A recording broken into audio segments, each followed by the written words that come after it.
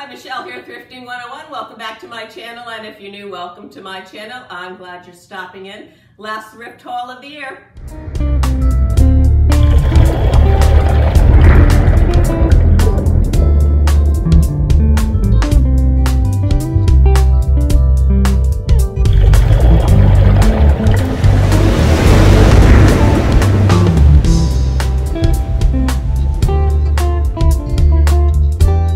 I paid $1.50 for this 9.5-inch salad bowl. It's made by the Jeanette Company, and it dates to circa 1960. They did start making this pattern way back when, in I believe 1928, they came out with their first pattern. It was only in the clear back then. A lot of people have referred to this pattern as iris and herringbone, and that's kind of commonly what it's called these days. A lot of people also refer to it as Flora Gold. A lot of people also refer to it as carnival glass, although technically it is not. And if you see on the back here, it's got a beautiful pattern.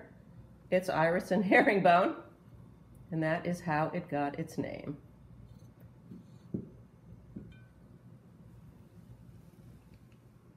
Picked this up for $3. It is a cheese plate, and it came complete with an unopened knife, hard to find.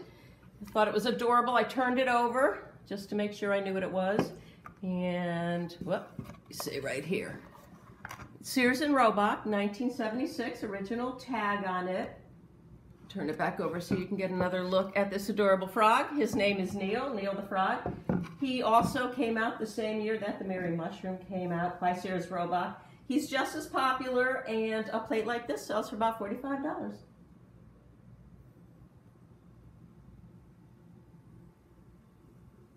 Corningware Country Cornflower pattern, produced between 1988 and 1993. This is a 3-quart Dutch oven casserole, although I don't think this lid is correct to this. The Dutch oven one would have had a bigger lidded dome. I paid $3 for it, and then I got 20% off. They sell for about $25, and I have made a resolution in this new year that I'm not going to buy any more casseroles unless they come with the lid.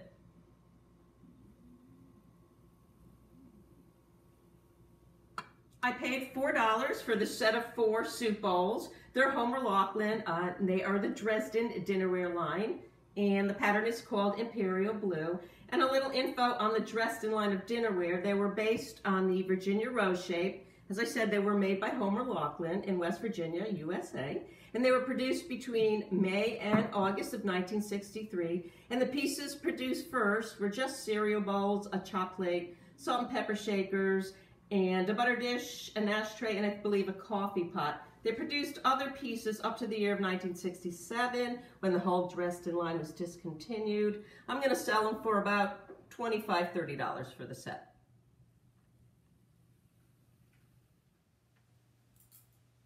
I found these at the Goodwill. They were half price, so I paid 69 cents for the set of them. They're very spring-like and in wonderful condition.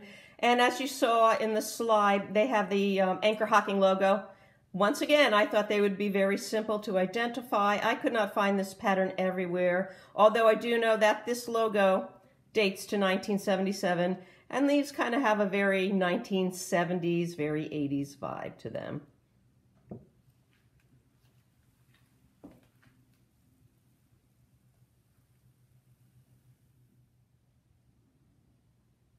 Found this gorgeous hand-painted creamer at the Salvation Army. I paid $1.99 for it. It's in great shape. I checked it out. There are no chips or cracks on it. I never buy anything with chips or cracks unless it's something I actually absolutely have to have for my own collection. I am going to be selling this for about $15, and I can tell you that this date, or the logo, dates to 1911 when they first started using the M logo and the Nippon. And the M stands for Mortimer Brothers, and they were importers to America. I can also tell you that Nippon is the English translated word for Japan. And in 1921, they stopped using the word Nippon, and anything after that simply states Japan or Japan in another form.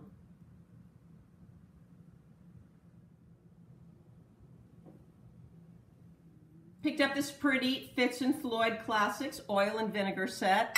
They are missing, unfortunately, their stoppers, but I love the design. It's just stunning. And the pattern is actually called ricamo, and ricamo is the Italian word for embroidery. And if you look at it, it has a nice kind of embroidery-like pattern or feel to it.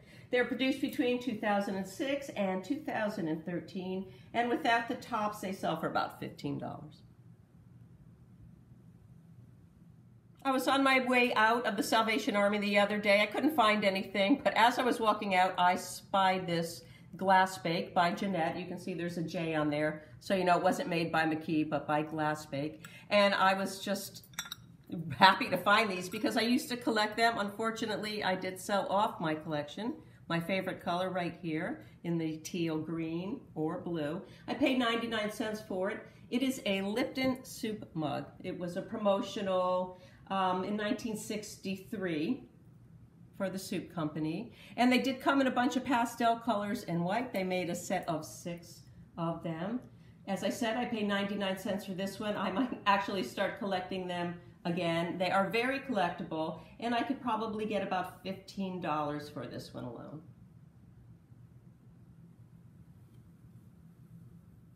This is marked J Imports, made in China, and J Imports made a lot of things for Corningware, and they made this napkin holder in the Abundance pattern. The Abundance pattern was produced between 1990 and 2012. They have a whole line of dinnerware, and I paid 75 cents for that. I could sell it for about $5. And while I was there, this was a new store we found. It's a charitable store in Melbourne. I always check the silverware. I don't know why. I don't actually know what I'm looking for, but I did spot a spoon, and it had the same pattern, the Abundance pattern on it. So while I went checking out other things, I put cameraman in charge of seeing how many more he could find. He did find 4. I did find out that they're very collectible and not all that easy to find. I paid $1 for all of them, plus this really cute Snoopy spoon. It is dated, but I don't think you can see it. Anyways, I wasn't so much as interested in that as I was in the Abundance. And like I said, $1 for all 4 of those. They sell for about $6 each. I probably should have spent a little more time talking about this souvenir spoon, as they are highly collectible. This was part of that dollar lot of the knives and forks, and you can see right here it says 1958 to 1965, and it's in great condition. Snoopy right there. And I think I will probably sell it for about $6 to $7 with shipping included. I got this for half price at the Goodwill. I paid 50 cents for it.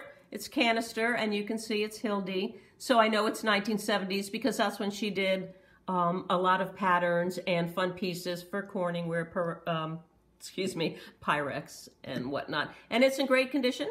You can see that. And I could probably sell this in this condition. I'm thinking maybe $6 or so.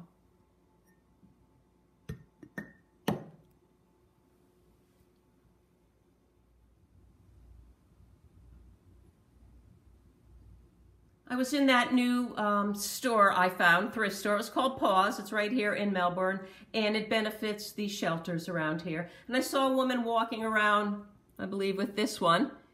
And she said, if you see another one, let me know because I saw it here someplace. So I looked around, I didn't see it, but I did notice a few minutes later that both of these were set down. I went over to the woman and I said, did you decide not to buy these? And she said, yes, she did decide not to buy these because, as you can see, the gold is worn off here. She was buying them for a gift. So I quickly picked them up because I was pretty sure that they were depression wear and uranium Vaseline glass. I purchased them, took them home, put them under the black light, and sure enough, they glowed pretty. So I'm going to hang on to these as part of my Vaseline collection.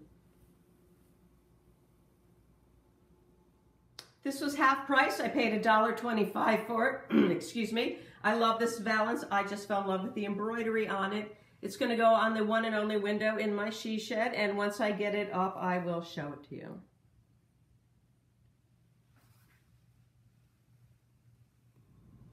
In one of my previous videos, I showed you that I picked up this really cool 1950s style print, and I was going to show you where I put it. Here it is, right on top of my baker's rack. I think it looks great there. And I just wanted to wish everybody a very happy and healthy new year. And next weekend I'm going to Norfolk, Virginia to see my granddaughter. She's turning 1. But I'll be back after that with some really good stuff. Have a great night and a wonderful new year.